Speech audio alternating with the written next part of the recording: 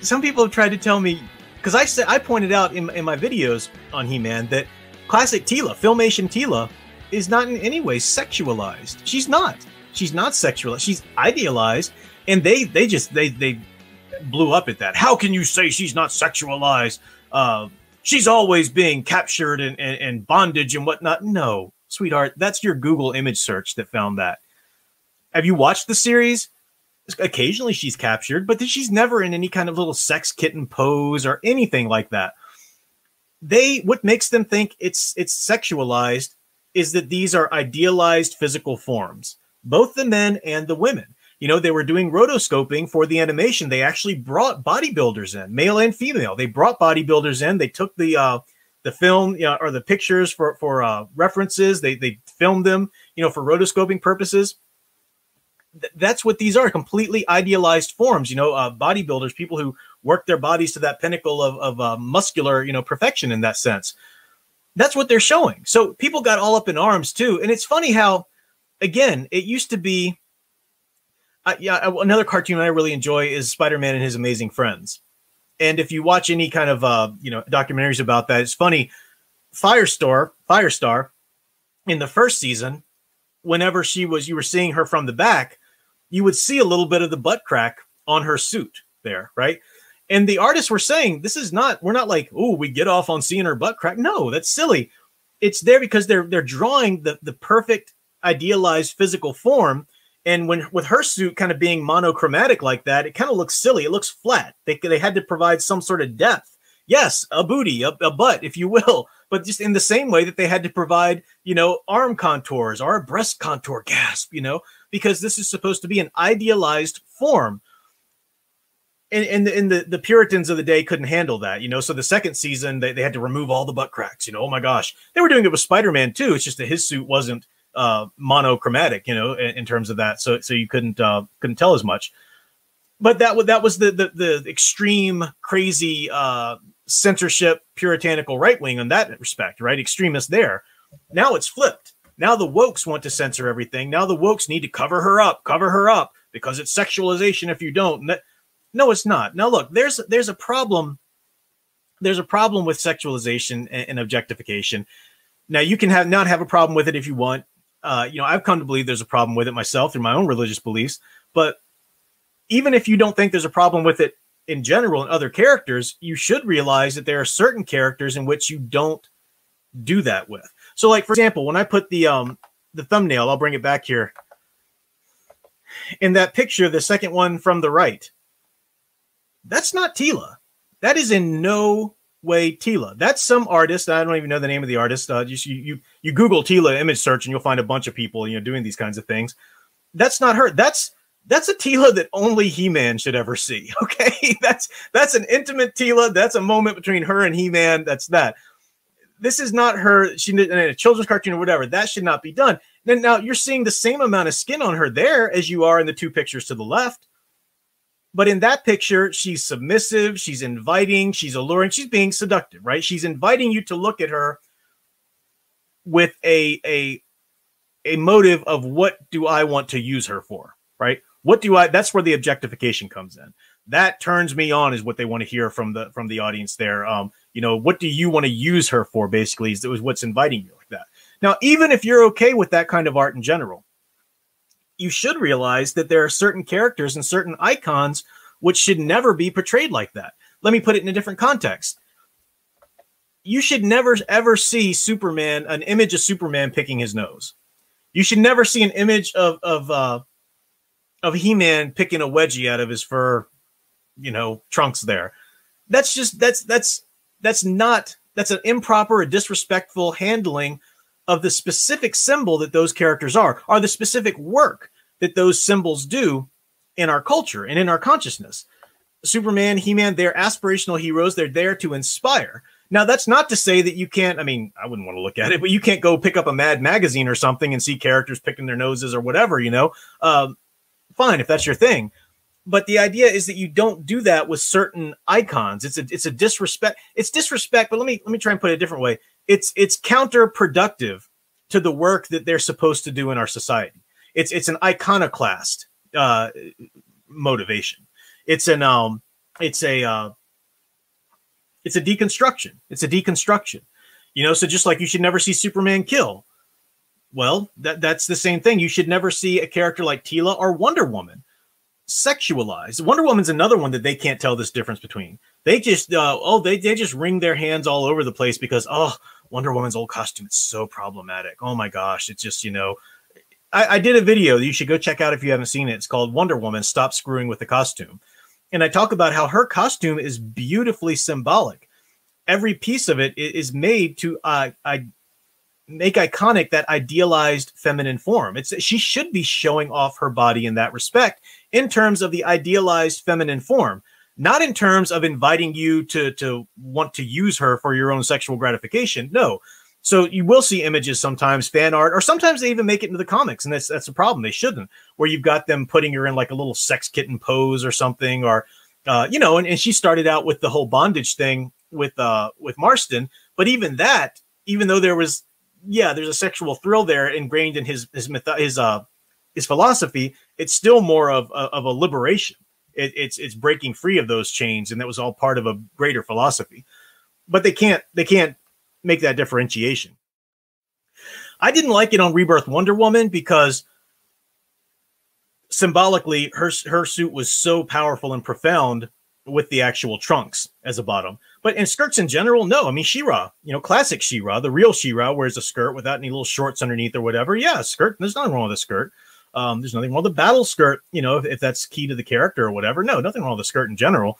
I have a problem with putting a skirt on a character who doesn't have one for puritanical woke reasons, right? So when you see that image of Teela where they have to where they're trying to do her like, you know, traditional garb or whatever, they got that little flap down that comes down around her bum because they think that's just horrible, that you could see her butt crack lining through her costume. Oh, it's so impractical. How many times did you hear that? Many times they tried to put Wonder Woman in pants throughout the years. That's so impractical. Gloria Steinem, of all people, you know, the rabid second wave feminist, you know, had said that that's so stupid. That's telling people that pants symbolize power. She says, tell that to a Spartan warrior. Tell that to a sumo wrestler. Pants don't mean strength and power. They're just obsessed with it. They're obsessed. They can't have Wonder Woman running up because she's showing too much skin. They're Puritans all of a sudden. They're censorship. They've become the thing they hated, right? So that's my problem when I have nothing against skirts in general. It's when you've got a skirt placed over for like a censorship reason over a character who didn't previously have it. The woke ideologues would say, when I'm talking about the idealized feminine or masculine form, the idealized body in these types of stories, whether it's He-Man or comic books or whatever, this is where it overlaps what they can't tell the difference between fantasy and reality. Well, what's wrong with having characters look a little more like this or that? Well, here's what's wrong with it. You're crashing your realism, your wanted realism, into fantasy. And those two genres don't mix. If they mix in any given time, it's for a specific reason. It's for like a deconstruction, like the Jupiter's Legacy kind of thing or whatever, you know, or what Watchmen originally was before it went on to you know, its influence just kind of kill comics for a while. It's not supposed to be the norm. What they don't understand is the genre, the time-tested, the age-old methods and genre of mythic fantasy. You just can't conceive of the need to have idealized physical forms. They think that that's just a social construction, right? This is the silly notion that they have. Everything's a social, gender's a social construction. You know, these characters looking like that's a social. Have you people ever taken a basic history course? It's not a random choice that superheroes in comic books and then heroes in cartoons. It's not a random choice. It's not the patriarchy that decided, oh, we need to have these characters portrayed in an idealized human form. Look back at our history. We have always been portraying our epic heroes in idealized physical forms. Yes, the nature of that idealized form varies to a certain degree based on the culture and the time period. But we are here in America as a coming down the lineage from Western civilization. America in particular draws, at its founding, and it's more than just the government. It's also the culture. I mean, we drew inspiration from neoclassicism and Greek mythology in general. Greek is the seat of Western mythology. Going from Greek civilization to Rome, and that's the art, the myth, the architecture, and everything. That's why anytime you go to a federal building in the United States, you see the big columns usually. Think about the buildings of Washington, D.C. We were made in neoclassical architecture. So we owe a debt to ancient Greece, to Rome and ancient Greece. And Rome was owing its own debt to Greece as well in terms of art, government styles, but mythology as well. Go Google some ancient Greek art of sculptures of heroes like Heracles, Theseus, and all these heroes, or reliefs, Metope reliefs on the Parthenon or whatever. They are idealized forms. In fact, many times they're actually naked. Not in how realism is that, right? It's just so, Hercules would fight the lion of the Nemedian lion. He'd really fight a lion naked. That's so stupid. No one said that back then because they understood. They got it. They weren't a stupid woke ideologue, and they understood that the point here was to see the perfection of the physical form and strength against this monstrous nature, like the Nemedian lion. I think I'm saying that right. Nemedian lion. I'm mixing it up with Nemoidians from Star Wars is the problem. But if I'm getting that wrong, you can look it up. But and then if you look at classic art, Hercules was often depicted wearing the skin of that lion, naked otherwise, and just wearing the skin down his back or whatever. That doesn't mean that they actually thought Heracles went around naked, in their stories or whatever, but they would depict him as such because the point is, let's show the ideal, especially in Greek mythology, wanting that golden mean, wanting that idealized form. We want to show what the perfection is. Why do you need to see the imperfection in your stories or in your art? I can go out my door and see imperfections all around me. Heck, I can look in the mirror and see imperfections. I mean, why do we want that? That's not